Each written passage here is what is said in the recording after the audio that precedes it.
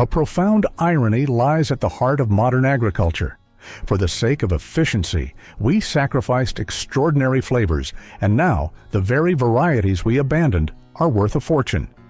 Consider corn that glitters like scattered jewels, tomatoes so prized they once paid off entire mortgages, and watermelons marked with celestial patterns that vanished for decades. Thank you for watching. Let's continue. We are uncovering the foods industrial agriculture left behind. These are not museum relics. They are living treasures, hiding in seed catalogs and backyard gardens with flavors so remarkable, chefs are paying top dollar just for a taste. And the most surprising part, you can grow every single one of these forgotten foods in your own garden.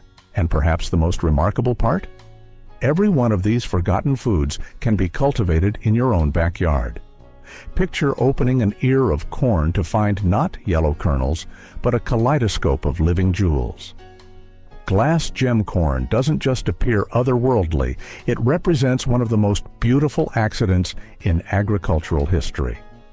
This stunning variety emerged from the passion of Carl Barnes, an Oklahoma farmer exploring his Cherokee heritage in the 1980s. Barnes cross-pollinated ancient varieties, Pawnee miniature popcorn, Osage red flour, and Cherokee corn, creating something that seemed more like art than agriculture. Each cob displays a unique rainbow pattern with translucent kernels in shades of lilac, emerald, amber, and ruby red. When a single photograph of it went viral in 2012, glass gem corn became the poster child for the heirloom seed revival. Yet this corn offers more than its incredible beauty. As a flint variety, it produces some of the most flavorful polenta ever tasted, with a sweet, nutty complexity that makes modern corn seem bland by comparison. The tragedy? Glass gem was never commercially viable.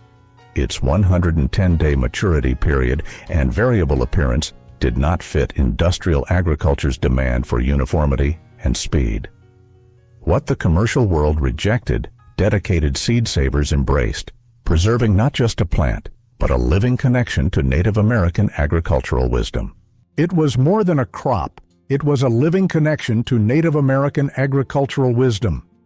Yet, where one variety dazzled with its beauty, another would succeed through pure economic ingenuity. During the Great Depression, when hope was a currency as scarce as cash, an uneducated radiator repairman in West Virginia accomplished what seemed impossible. Marshall Cletus Biles created a tomato so extraordinary that it literally paid off his mortgage. Working with nothing but determination and a baby's ear syringe for hand pollination, Radiator Charlie spent 6 years crossbreeding 4 different tomato varieties. The result was a beefsteak behemoth, massive tomatoes weighing up to 4 pounds each, with sweet, low-acid flesh that delivered what people called a real tomato flavor. Biles sold his seedlings for $1 each, a premium price during the Depression, and customers traveled from hundreds of miles away to buy them. In just 6 years, he earned enough to pay off his $6,000 mortgage, giving the variety its legendary name. But mortgage lifter tomatoes disappeared as industrial agriculture favored hybrids that shipped well over varieties that tasted exceptional. These giants were too delicate, too irregular, and took too long to mature for commercial production. What was once profitable became nearly extinct until dedicated seed savers brought them back. The irony today? Restaurants and farmers' markets charge premium prices for the very characteristics that once made these tomatoes commercially unviable. That pressure ultimately rendered mortgage lifters commercially unviable. But some disappearances in agriculture seem to border on the magical.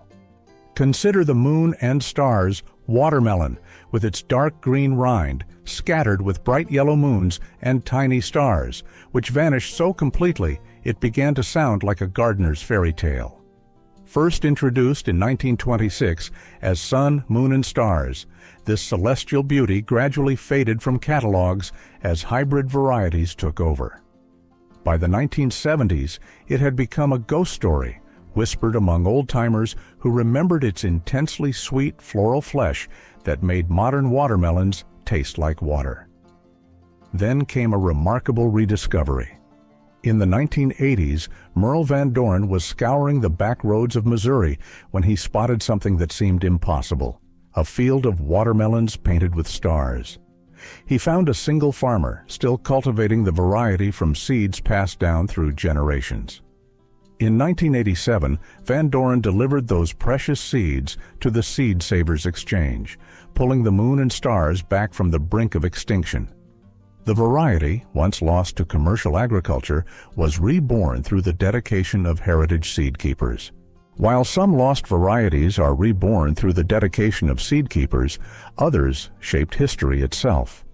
And as many vegetables fade into obscurity, the purple-top turnip holds a profound secret. It helped forge the modern world, only to watch that same world forget its vital role. This unassuming root, with its iconic violet crown and stark white base, arrived from France in 1835 and became a cornerstone of American agriculture. But turnips had already transformed civilization in ways few could imagine. In 18th century England, a four-field crop rotation pioneered by Turnip Townsend, featuring turnips as winter livestock feed, sparked the agricultural revolution that fed growing populations and fueled the Industrial Revolution. The purple top variety offered everything a developing nation needed: reliable nutrition, long storage, and versatile value as both human food and animal feed. Its complex, peppery flavor, when raw, softened into a subtle sweetness when cooked, while its greens provided essential vitamins. Then came the great forgetting. As potatoes gained popularity and turnips became associated with poverty and animal feed, this world-altering vegetable lost its status as human food. What once sustained empires became a relic of harder times. What once nourished empires became a relic of a bygone era. Deep within the heritage of the Cherokee Nation flows a secret that industrial agriculture nearly erased forever. It is the Cherokee purple tomato, whose mysterious purple-brown skin and wine-dark flesh represent something invaluable: indigenous agricultural wisdom passed down through generations. This remarkable variety defies everything modern agriculture teaches about tomatoes. Instead of perfect red spheres, Cherokee purples display complex coloring ranging from deep purple to russet brown. Their irregular ribbed shape would never meet commercial standards. Yet, to taste one is to experience what many consider the finest tomato flavor ever developed: sweet, rich, smoky, and complex. With a perfect balance between sweet and acid, the Cherokee purple's journey to near extinction mirrors a broader tragedy. As industrial agriculture standardized appearance and prioritized shipping durability, varieties like this, bred for pure flavor over commercial viability, vanished from mainstream cultivation. But dedicated seed-saving networks preserved this treasure. These purple tomatoes became symbols of something larger: the importance of indigenous agricultural knowledge and the flavor potential that exists when we breed for taste rather than product. From the indigenous wisdom of the Cherokee purple, our journey crosses an ocean to discover European innovation at its finest. Within the sophisticated farms of the 17th century Netherlands, a vegetable emerged so beautiful it seemed almost a work of art. These are dragon-tongue beans, their cream-colored pods streaked in vivid purple, a testament to European horticultural artistry.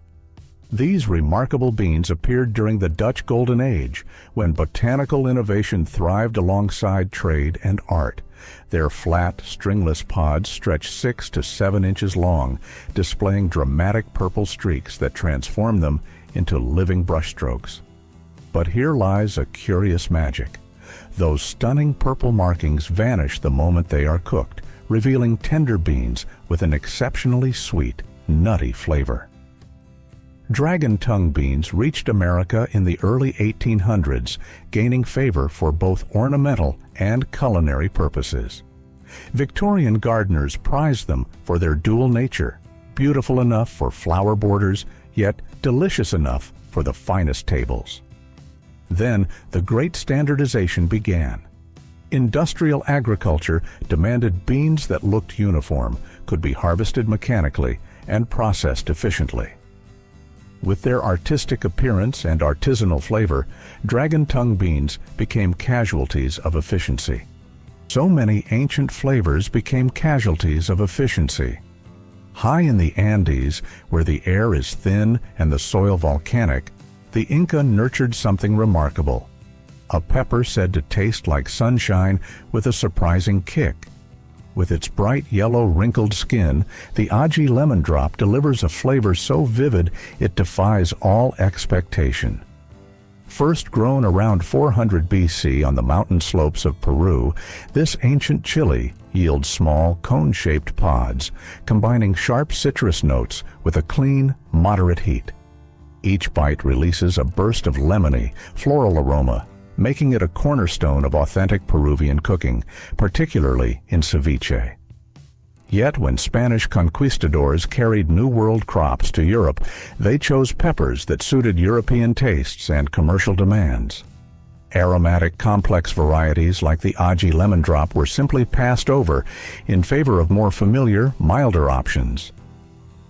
Centuries later, industrial agriculture would follow the very same logic, narrowing the global pepper market to just a few standardized types and leaving behind the rich biodiversity shaped by generations of indigenous farmers. Today, as chefs and growers rediscover these traditional cultivars, the Aji lemon drop is making a comeback, not just for its flavor, but as a powerful reminder of all that was lost and how much still waits to be rediscovered. Is to rediscover. Sometimes preserving heritage requires crossing entire continents. In 1873, a group of Mennonite immigrants fleeing persecution in Ukraine carried something more precious than gold: seeds of Turkey red wheat that would forever transform the American Great Plains. This tall, hardy wheat variety possessed a quality modern agriculture has largely forgotten: the ability to thrive in harsh conditions while delivering exceptional flavor. Turkey Red grew 4 to 5 feet tall, with extensive root systems that could tap deep soil moisture. When milled fresh, it produced flour with complex notes of caraway and cinnamon, creating bread with a character that modern wheat cannot match. By 1900, virtually all 5 million acres of Kansas wheat was Turkey Red. This single variety built America's reputation as the world's breadbasket, feeding growing cities and establishing agricultural export dominance. Then came the Great Modernization. Plant breeders developed shorter, dwarf varieties that wouldn't fall over in wind, ripened uniformly for mechanical harvesting, and produced higher yields. Turkey Red, with its tall stature and traditional characteristics, became obsolete almost overnight. What we gained in efficiency, we lost in flavor. Modern wheat, bred for industrial processing, now produces bread that requires artificial flavoring to achieve what Turkey Red delivered naturally. Then, in the year 1902, the Burpee Seed Company introduced the Black Beauty eggplant, forging what would become the American standard for decades. This glossy, deep purple marvel represented the very pinnacle of Victorian garden sophistication, a vegetable as elegant as it was delicious. Black Beauty eggplants boasted the classic teardrop shape, with lustrous, almost mirror-like skin that reflected light like polished obsidian. Each plant produced 4 to 6 substantial fruits, weighing 1 to 2 pounds, with creamy flesh that cooked to perfection, free of the bitterness common in modern varieties. For much of the 20th century, Black Beauty reigned supreme in American gardens. Its superior texture, less watery and more substantial than today's commercial types, made it the preferred choice for everything from Italian melanzane to Middle Eastern baba ganoush. The variety's downfall arrived with industrial agriculture's familiar demands: higher yields, uniform sizing, and extended shelf life. Hybrid varieties, engineered to produce more fruit and last longer in shipping, gradually displaced Black Beauty, despite its unmatched eating qualities. Our journey through lost flavors now concludes with one of the most delightful surprises of all: a cucumber that appears like a lemon, yet tastes like summer, captured in a sphere. Lemon cucumbers first emerged during the Victorian era's garden renaissance of the 1890s, a time when home gardeners sought varieties that were as beautiful as they were useful. These tennis ball-sized fruits, with their bright yellow skin and perfectly round shape, quickly became a favorite for those who valued novelty and charm. But their appeal was never just visual. Unlike standard green cucumbers, the lemon cucumber has a crisp, sweet flesh with no bitterness and a tender skin that never requires peeling. Its compact form makes it perfect for pickling, for stuffing, or even for eating whole, just like a piece of fruit. Its disappearance, however, says more about our modern food system than the plant itself.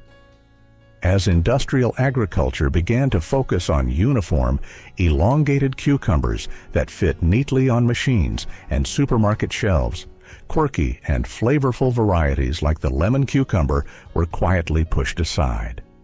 The story of these forgotten foods is not one of extinction. It is a story of trade-offs. We exchanged flavor, variety, and history for shelf life, uniformity, and mass production. But those flavors never truly vanished. They have been waiting in seed catalogs, in backyard gardens, and in community seed swaps, kept alive by growers who refuse to let them disappear. Growing these crops is not just about nostalgia. It is about reclaiming diversity, taste, and control over the food we eat.